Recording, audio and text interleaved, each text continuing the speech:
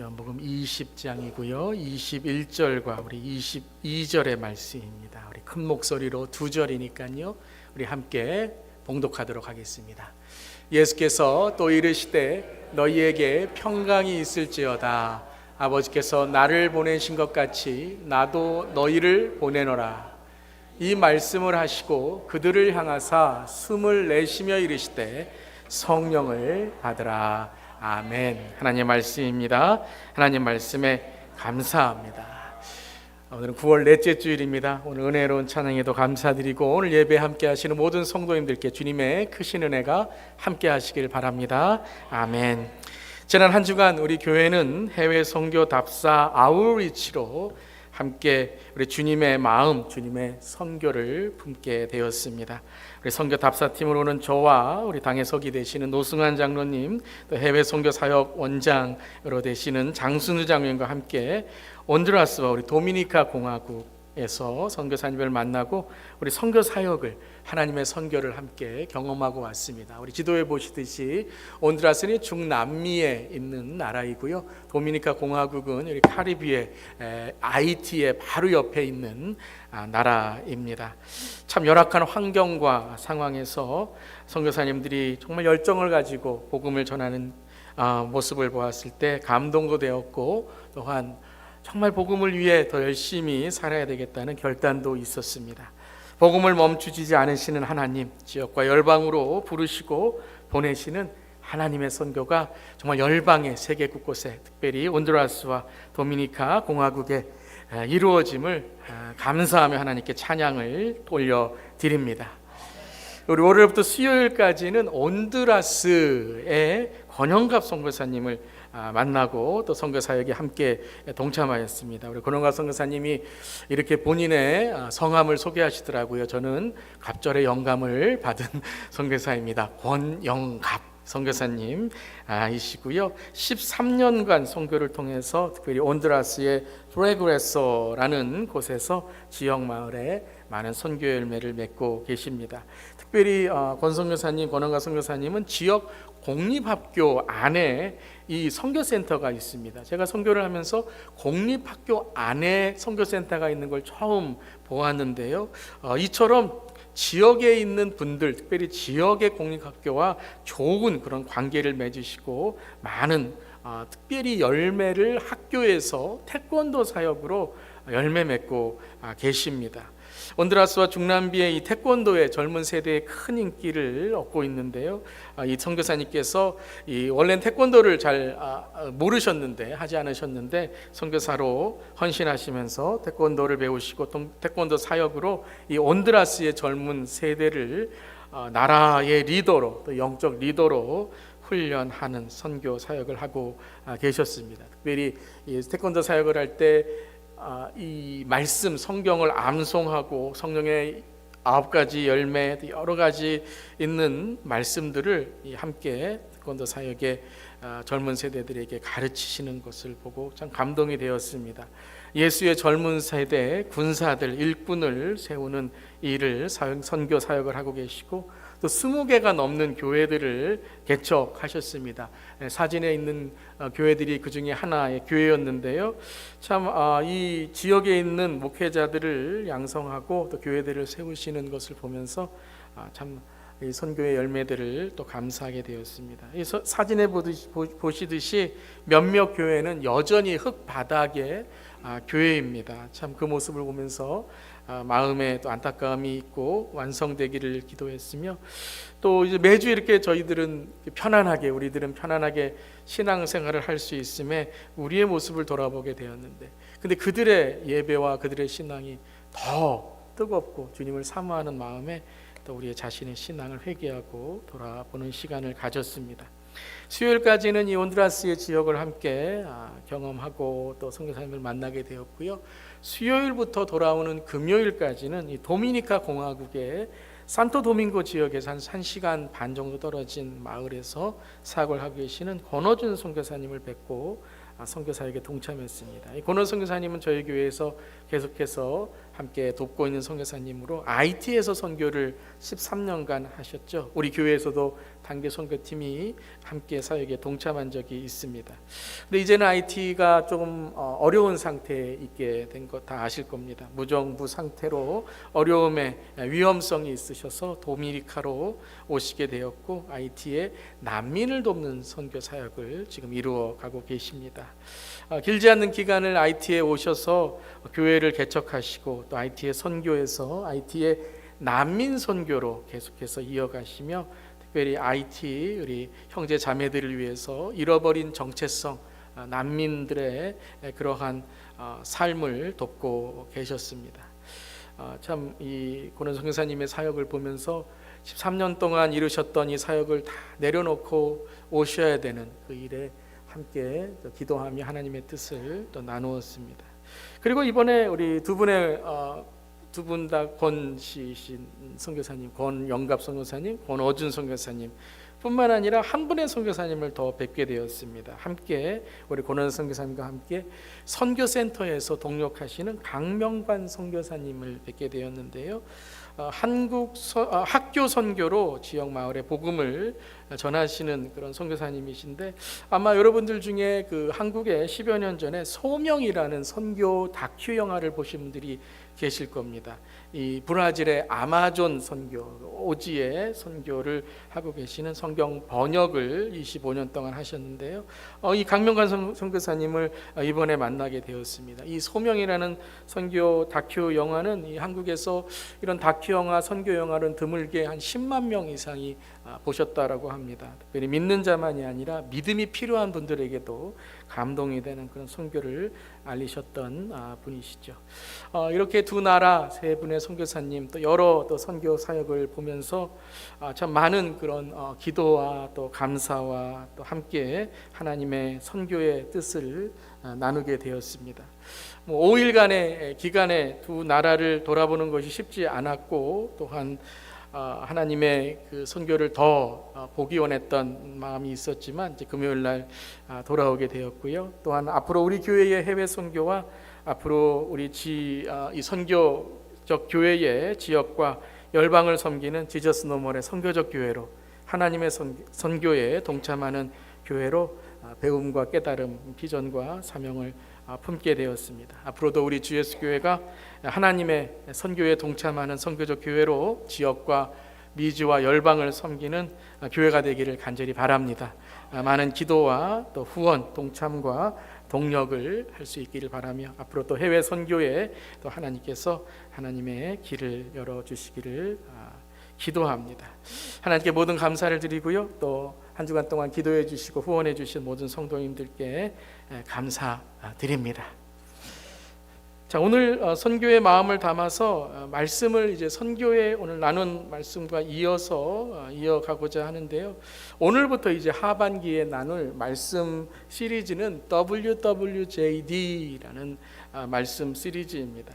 아마 여러분들 미국에서 있었던 이 WWJD 운동에 대해서 들으신 적이 있을 것입니다. WWJD가 무슨 뜻인지 아시나요? What would Jesus do? 라는 말입니다. 오래전에 이제 미국에서 이 WWJD를 통해서 예수님이라면 어떻게 하셨을까? 예수님이라면 무엇을 하셨을까라는 구호로 손목에 브레이슬렛도 달고 목걸이도 하고 차 뒤에 WWJD What would Jesus do? 라는 그런 스티커도 달고 있었는데요. 여전히 가끔 보면 그런 스티커를 이제 많이 시간이 지났는데도 붙여 놓으신 분을 가끔 보게 됩니다. 그러니까 이 WWJD라는 것은 우리가 어떤 상황을 만났고 어떤 환경에서 예수님은 어떻게 그 상황에 처해 계셨다면 행동하셨을까? 무엇을 하셨을까? 어떻게 하셨을까라는 질문인 것이죠. 근데 이번에 시리즈는 What would Jesus do가 아닌 W가 다르게 한다면 뭐가 될 수 있을까요? what이 아니라 why would Jesus do 입니다. 왜 예수님은 그렇게 하셨을까라는 질문인 것이죠. 예수님이 무엇을 하셨을까, 어떻게 하셨을까가 아니라 성경에서 예수님이 살아가신 삶과 행동을 통해서 예수님은 왜 그렇게 하셨을까라는, 어찌 보면 예수님을 우리의 상황에 초대하는 것이 아니라 우리가 예수님의 삶 가운데 예수님의 그 이 땅에 계셨던 모습 속에 한번 들어가 보고 성경적인 뜻을 우리가 이해하기 원하는 것입니다. 그래서 What would Jesus do는 우리의 상황과 환경을 중심으로 예수님이 이제 그 환경에 있으시다면 어떻게 하셨을까라는, 어찌 보면 조금 행동에 우리가 초점을 맞춘다면 이 Why would Jesus do는 예수님이 왜 그렇게 하셨을까라는 동기와 본질에 우리가 조금 더 성경적으로 이해하기 원하는 것입니다. 그래서 우리의 상황과 이해를 예수님을 초대해서 예수님을 배우는 것이 아니라 우리가 예수님의 상황과 환경에 놓였을 때에, 나는 때론 여러분 그럴 때가 있지 않습니까? 성경을 읽으면서 나라면 저렇게 하지 않았을 텐데, 나라면 참지 않았을 텐데, 십자가에서 어떻게 했을 텐데, 혹은 나의 어떤 삶의 목적과 세계관, 인생관, 또 우리의 신앙관에 따라서 예수님이 하신 행동이 이해되지 않을 때가 간혹 있다라는 것이죠. 예수님은 왜 하셨을까? 예수님께서 하신 일을 돌아보면서 예수님을 나에게 맞추는 것이 아니라 내가 예수님을 닮아가고 예수님이 보여주신 삶을 배우고 실천하는 것이 무엇인가를 돌아보자라는 것입니다. 다시 설명한다면 내 중심에서 예수님의 행동을 판단하거나 맞춰보는 것이 아니라 예수님을 중심으로 나의 삶을 돌아보고, 또 돌아보는 것만이 아니라 회개하고 내 삶이 진정 성경적인 삶인가, 내 세계관, 가치관, 인생관, 가정관, 일터의 직업관, 노후관, 은퇴관, 사람과의 관계, 또 더 나아가서 죽음관, 예수님의 이 모든 것들을 한번 나의 곁에 돌아보는 그러한 이 말씀 시리즈다라는 것입니다. 그러함을 통해서 우리가 삶의 변화를 갖고 예수님의 세계관, 가치, 그리고 예수님의 삶을 배우고 따라가기 위한 말씀 시리즈라는 것입니다. 자, 오늘은 WWJD Why Would Jesus Do의 첫 번째 시간으로 왜 예수님은 이 땅에 오셨는가, 오늘 선교 우리 함께 나눈 그 마음을 계속해서 이어가면서 왜 예수님은 이 땅에 오셨는가라는 이 질문을 함께 나누고자 합니다. 그래서 이제 What would Jesus do? Why would Jesus do? 이것은 우리가 한번 우리의 삶에 질문해 보는 것입니다. 그래서 우리의 신앙을 질문해 보고 어떤 예수님의 삶을 내가 배워야 되는지를 깨닫게 되는 것이죠.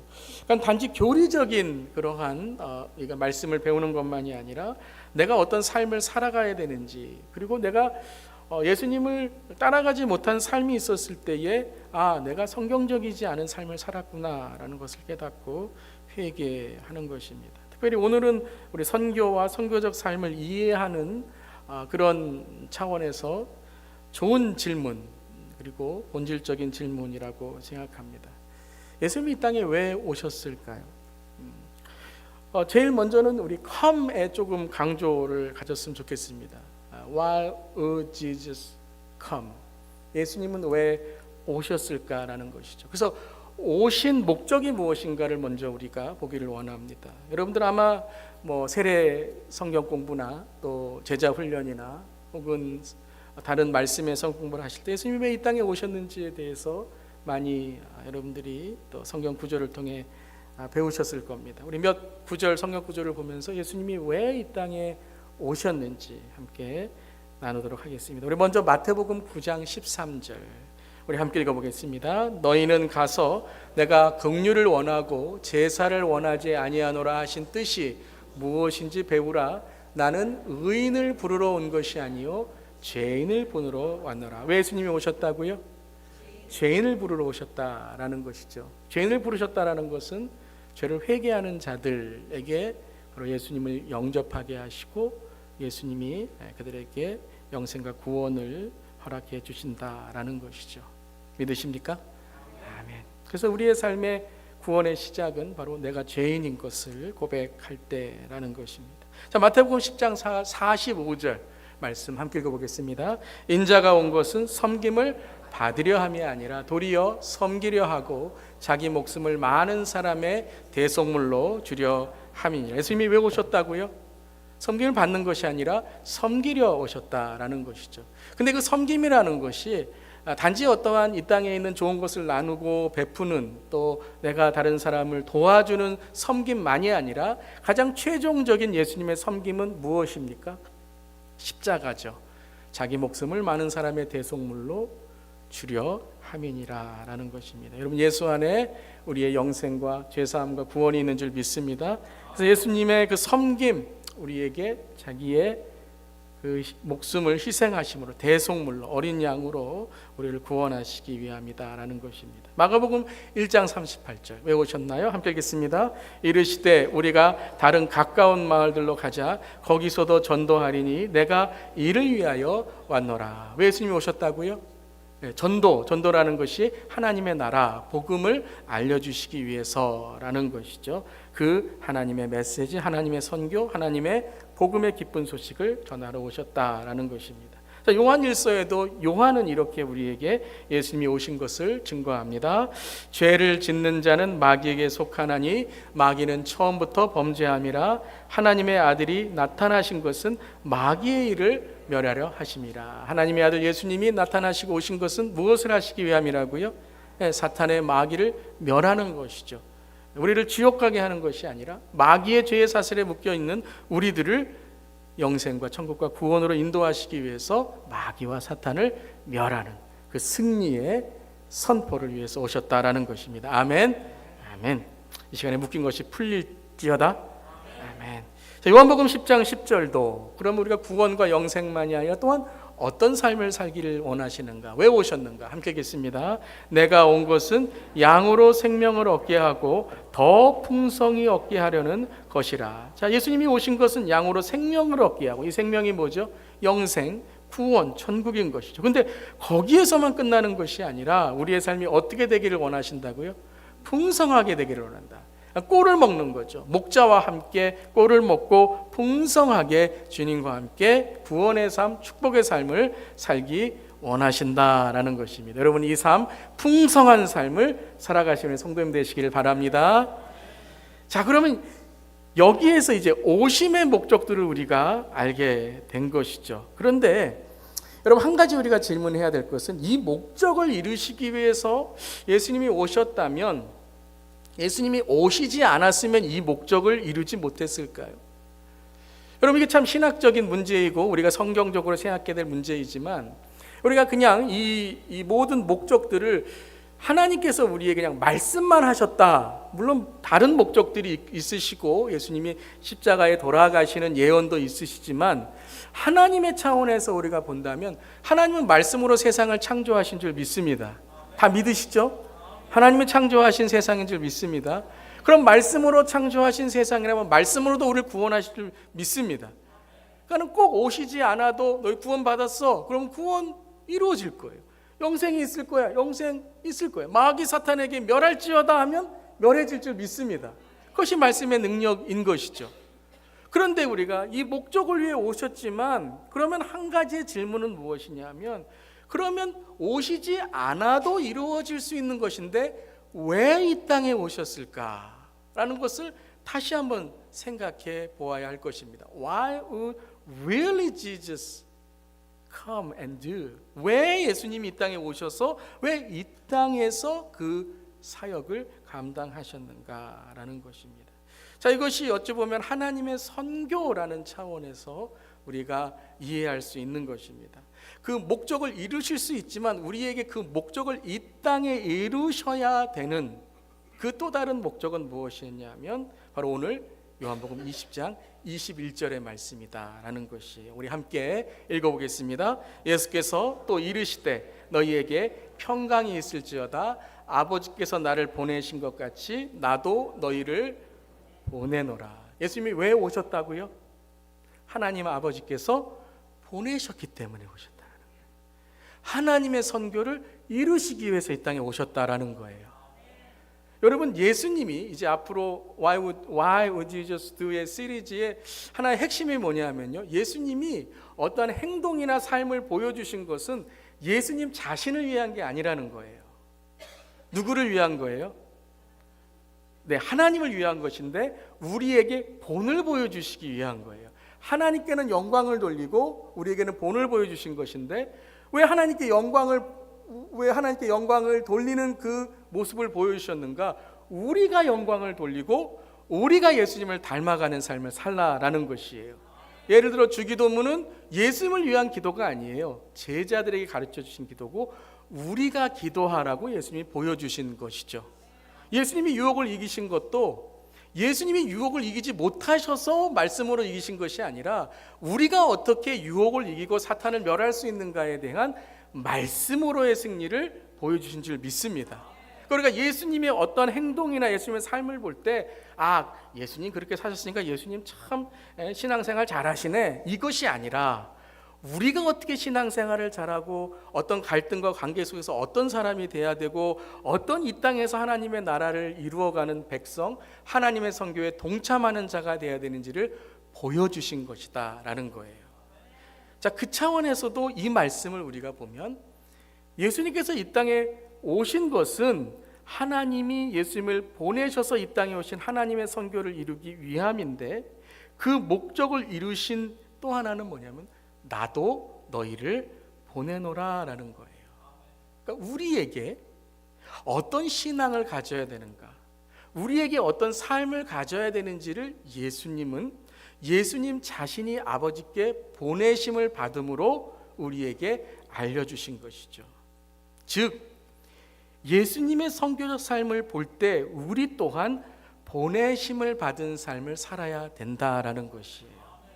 구원 받은 삶으로 끝나는 것이 아니라 구원을 전하는 삶으로 살아야 되고, 교회 와서 예배 드리는 삶으로만 사는 것으로 끝나는 것이 아니라 예배자로 우리의 일상과 삶에 살아야 되고, 치유 받은 자로만 사는 것이 아니라 다른 사람에게 치유를 기도해주고 선포하고 자유함을 위해서 노력하고, 나만 영생을 받은 자가 아니라 그 영생의 생명을 나누고, 나만 축복을 받은 자가 아니라 찬양대 어떻게 살아야 되죠? 축복을 흘려보내는 자로 살아야 된다라는 것입니다. 아멘. 그것이 바로 우리에게 하나님이 뜻하시는 것이다. 머무름이 아니라 움직임이고, 사랑받음이 아니라 어떤 삶을 살아야 한다고요? 사랑하는 삶을 살 때에 우리는 하나님의 선교를 이루어가는 삶이 된다라는 것입니다. 그래서 소명에서 단지 부르심만이 아니라 사명으로 보내심을 깨닫는 삶을 살아야 된다라는 것이죠. 그래서 아버지께서 나를 보내신 것 같이 나도 너희를, 예수님께서 우리를 어떻게 하신다고요? 보내신다라는 것입니다. 한번 따라해 보세요. 우리는 보냄을 받은 사명자입니다. 다시 한번요. 나는 보냄을 받은 사명자입니다. 아멘. 여러분이 어떤 삶을 사시든지, 어떤 삶의 문제 혹은 형통, 어떤 삶의 배경, 출신, 모든 걸 떠나서 하나님은 여러분의 삶에 하나님의 보내심으로 살기를 원하신다라는 것입니다. 왜 우리가 살아갑니까? 하나님의 보내심을 받기 위해서. 우리가 왜 예배드립니까? 하나님의 보내심을 받기 위해서. 왜 우리가 돈을 봅니까? 나누고 베푸는 보냄의 삶을 살기 위해서. 왜 사랑받았습니까? 사랑하기 위해서. 왜 용서받았습니까? 용서하기 위해서. 왜 구원받았습니까? 구원을 전하는 보냄의 삶을 살기 위한 줄 믿습니다. 자, 그럼 우리의 이제 이 Why would Jesus come? 예수님이 왜 이 땅에 오셨는가를 깨달았다면, 그러면 예수님이 우리를 보내시는데 무엇으로 보내시는가? 제자들을 보내시는데 오늘 중요한 무엇으로 보내시는가를 말씀 속에서 찾을 수 있다라는 것입니다. 자, 21절에 내가 너희를 보낸다라고 말씀하시는데 무엇으로 보내시는가? 함께 우리 다시 한번 나의 보내심의 자리는 어디인가를 생각하면서 21절 함께 읽습니다. 예수께서 또 이르시되 너희에게 평강이 있을지어다. 아버지께서 나를 보내신 것 같이 나도 너희를 보내노라. 예수님께서 무엇으로 보내셨다고요? 평강으로 보내셨다는 거예요. 평강이 있을지어다. 그러니까 우리가 어떤 삶의 보내심으로 살아갈지라도 무엇이 우리에게 있어야 돼요? 평강이 있어야 돼요. 여러분, 이 시간에 평강이 있기를 축복합니다. 평강. 우리가 오늘 예배 시작할 때도 서로 평강, 평화를 기도하고 서로 나누었죠. 그러면 이 예수님이 제자들에게 또 우리에게 주시는 평강이 뭔지를 아셔야죠. 우리가 여러분 예수 믿어도 때로는 평강이 없다고 생각할 때가 있고, 예수님이 우리를 인도하셔도 나 평안함이 없다라고 생각할 때가 있다라는 거죠. 그러면 진정한 성경적인 평강이 무엇인가? 평강은 감정의 문제가 아니라 무슨 문제라고요? 관계의 문제다라는 거예요. 우리가 어느 곳에 가든지 간에 예수님이 우리를 보내실 때에 우리에게 평강을 주시는데, 그 평강은 바로 무엇이냐면 예수님과의 온전한 관계를 이루며 살아가라라는 것입니다. 아무리 어렵고 불안해도 내 안에 예수님이 계심을 깨닫는다면 우리는 어디에서나 평강의 삶, 예수님과의 온전한 삶을 이루어가며 그 관계 속에 살아가는 줄 믿습니다. 그런 것 같아요. 여러분, 지금 편안하시죠? 의자 편안하시죠? 편안하세요? 네. 아까 사진 보여드렸죠? 네. 그분들은 편안할까요? 흙바닥에서 막 이렇게 불편한 의자에서? 여러분 보세요. 우리가 어떤 환경과 외면적으로 볼 땐 나는 평안한데 다른 사람은 평안하지 않은 것처럼 생각하고, 어떤 사람은 같은 문제인데 어떤 사람은 불안하지 않고 평강으로 살아가는데 어떤 사람은 똑같은 문제인데도 불안 속에 살아갈 때가 있다라는 것입니다. 그것은 바로 누구와의 관계의 문제라고요? 예수님과의 관계의 문제다라는 것이죠. 우리 아이들을 보면 알 수 있는 것 같아요. 저도 아이가 셋 있지만 부모하고 같이 있으면 아이들이 어떻죠? 네, 어떤 분이 그러시더라고요. 말 안 듣고 뛰어다니고 한다는 거예요. 여러분, 그게 뭔지 아세요? 아이들에게, 물론 말 잘 들어야 되겠지만 그게 뭐냐 하면 편안한 거예요. 평안한 거예요.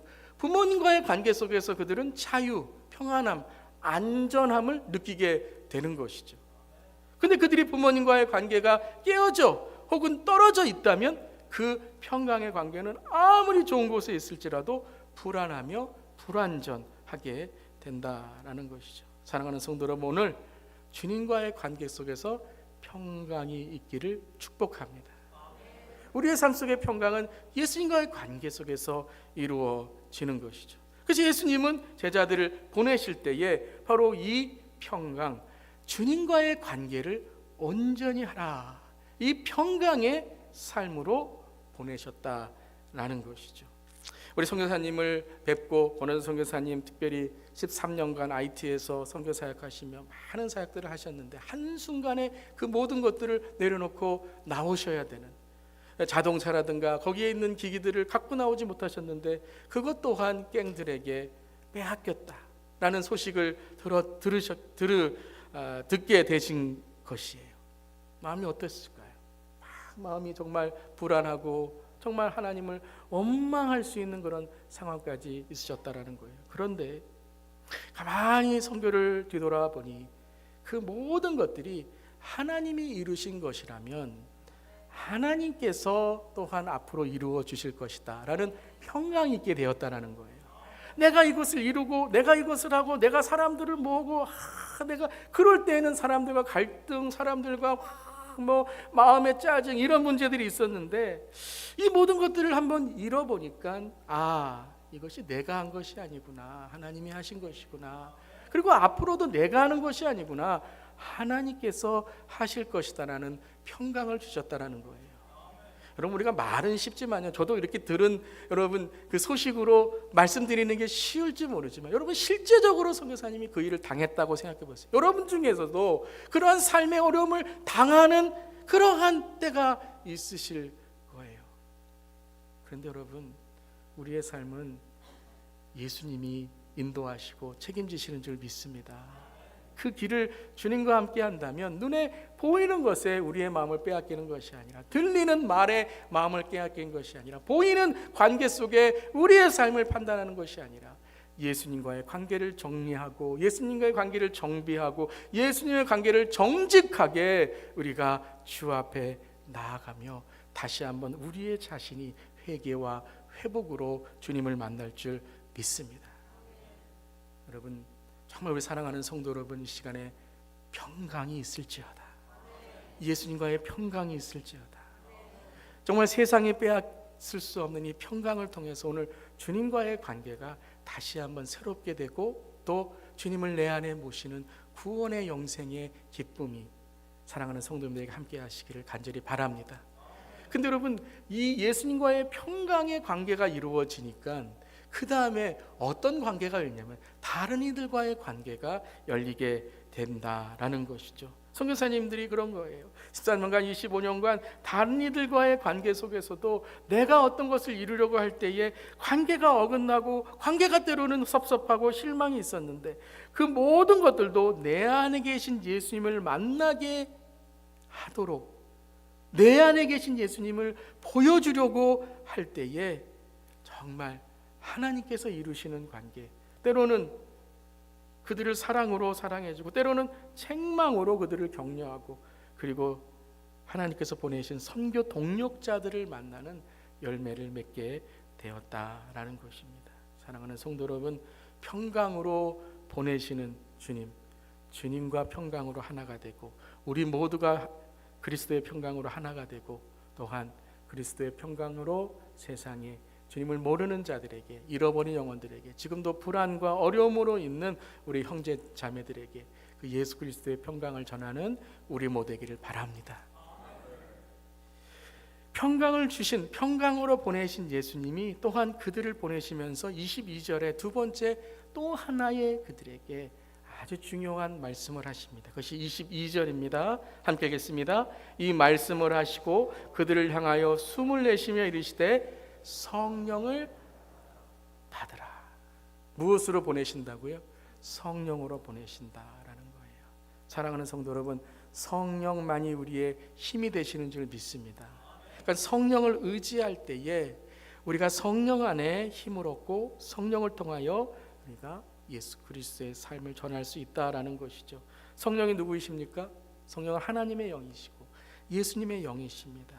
그리고 예수님이 우리와 함께 계심을 바로 성령님께서 깨닫게 해주시는 줄 믿습니다. 보혜사 성령님, 우리를 보호하시며 은혜로 함께 하시는 그 성령님께서 어떻게 하신다고요? 우리를 보내시는데 우리와 함께 하신다라는 거예요.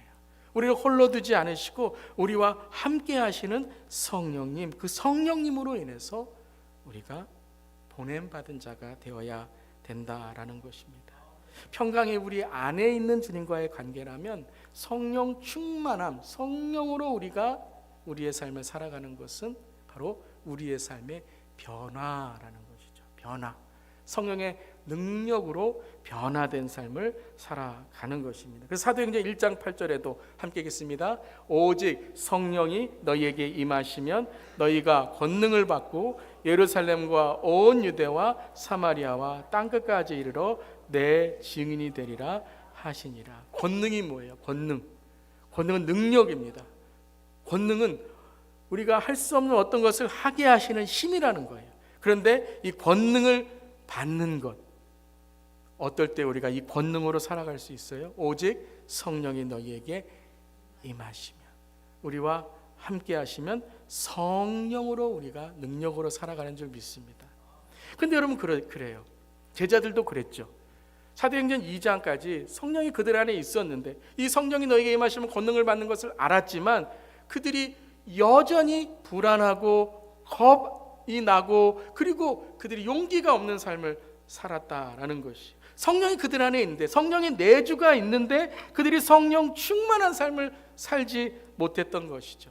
여러분, 우리가 성령을 받고 성령이 우리 안에 계심을 믿지만 우리의 신앙생활이 하나님과 아무런 관계없이 살아갈 수 있다라는 거예요. 예배는 드리지만 우리의 일상이 보내심이 아니라 그냥 우리의 삶이 하나님과 동떨어진 삶을 살아갈 수 있다라는 거예요. 그러면서 이렇게 말하죠. 아니 내가 예수님도 믿고 성령도 있다고 내가 믿는데 왜 내 삶이 이렇지? 왜 관계가 이렇지? 내 왜 마음이 이렇지?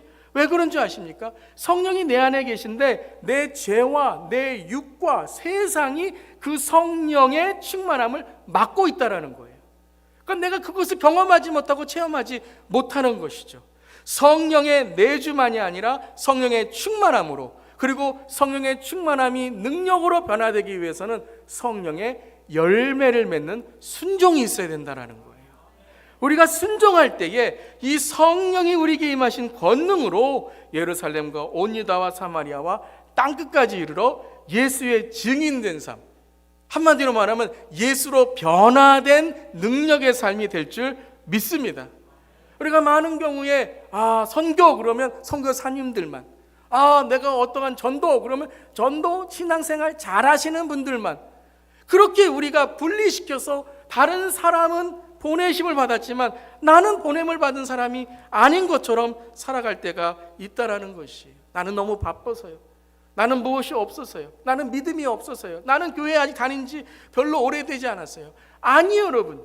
하나님께서 우리에게 성령을 통해 역사하시면 우리의 모든 삶이 성령을 통해서 보냄받은 삶으로, 하나님의 열매로 복음의 열매를 맺는, 하나님의 능력으로 복음의 열매는 삶이 될 줄을 믿습니다.